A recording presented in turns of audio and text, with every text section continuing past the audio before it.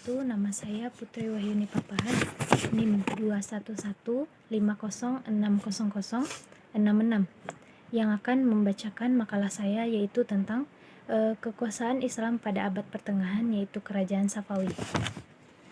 Kerajaan Safawi berdiri sejak tahun 1503 sampai 1722 Masehi. Kerajaan ini berasal dari sebuah gerakan tarekat yang berdiri di Ardabil, di sebuah kota di Azerbaijan. Tarekat ini diberi nama Tarekat Safawi karena berasal dari nama pendirinya, yaitu Safi al-Din. Dan nama Safawi terus dipertahankan sampai tarekat ini menjadi gerakan politik. Bahkan nama ini terus dilestarikan setelah gerakan ini berhasil mendirikan kerajaan. Sementara itu di Persia muncul suatu dinasti yang kemudian merupakan suatu kerajaan besar di dunia Islam. Dinasti ini berasal dari seorang Sufi Syekh Ishaq Safiuddin dari Ardabil di Azerbaijan. Safiuddin berasal dari keturunan yang berbeda dan memiliki sufi berbagai jalan hidupnya. Ia keturunan dari Imam Syiah yang keenam, Musa al-Kazim. Oleh karena itu, untuk tahap selanjutnya, Kerajaan Safawi menyatakan Syiah sebagai mazhab negara. Karena itu, kerajaan ini dapat dianggap sebagai peletakan pertama dasar terbentuknya negara Iran di masa sekarang ini. Itu hal yang spektakuler dari Kerajaan Safawi, bahwa kerajaan tersebut beraliran Syiah dan menjadikan sebagai dasar keyakinan negara. Syekh Safiuddin beraliran Syiah dan mempunyai pengaruh besar di daerah Persia. Uraian ini dapat dipahami bahwa gagasan awal berdirinya Kerajaan Safawi adalah Syekh Ishaq Safiuddin yang semula hanya sebagai mursyid tarekat dengan tugas dakwah agar umat Islam secara murni berpegang teguh pada ajaran agama. Namun pada tahun selanjutnya, setelah memperoleh banyak pengikut fanatik, akhirnya aliran tarekat ini berubah menjadi gerakan politik dan awal memperoleh kekuasaan secara konkret pada masa Junaid. Kerajaan Safiuddin beraliran Syiah dan menjadikan sebagai dasar keyakinan negara. Selanjutnya adalah kondisi politik sosial Kerajaan Safawi. Kerajaan politik pada masa Safawi dimulai bangkit kembali setelah Abbas naik tahta dari tahun 1587 sampai 1629, dan dia menata administrasi negara dengan cara yang lebih baik. Kondisi memprihatinkan Kerajaan Safawi bisa diatasi setelah Raja Safawi kelima, Abbas I, naik tahta. Ia memerintah dari tahun 1587 sampai 1629. Langkah-langkah yang ditempuh oleh Abbas I dalam rangka memulihkan politik Kerajaan Safawi adalah: 1. Mengadakan pembedahan administrasi dengan cara mengatur dan mengontrol dari pusat. Yang kedua, memindahkan ibu kota ke Isfahan.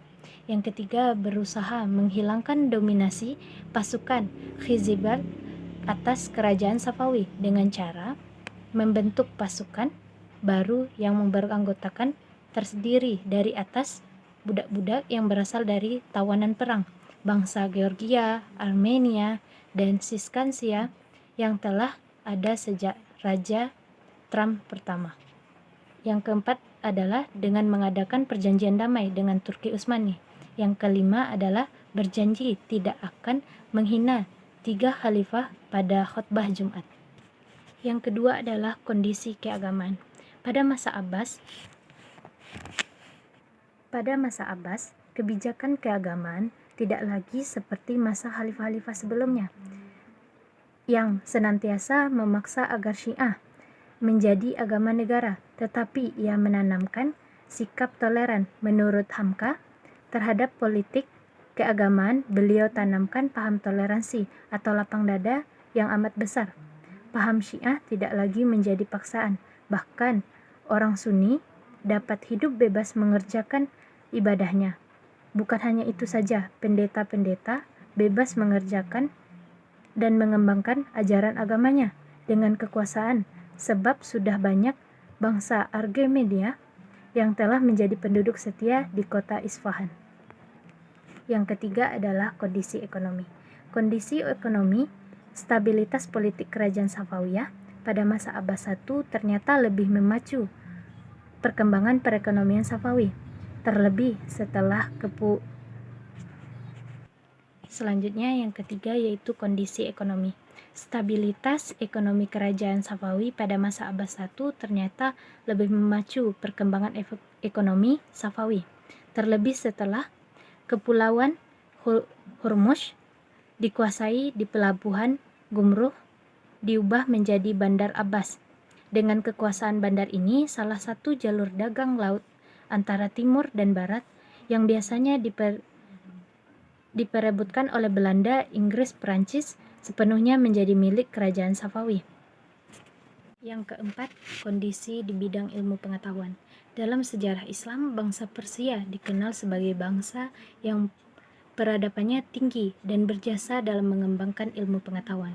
Oleh karena itu, tidaklah mengherankan apabila pada masa kerajaan Safawi, khususnya ketika Abbas I berkuasa, tradisi keilmuan terus berkembang. Berkembangnya ilmu pengetahuan masa kerajaan Safawi tidak lepas dari suatu doktrin mendasar bahwa kaum Syiah tidak boleh taklid dan pintu ijtihad selamanya terbuka.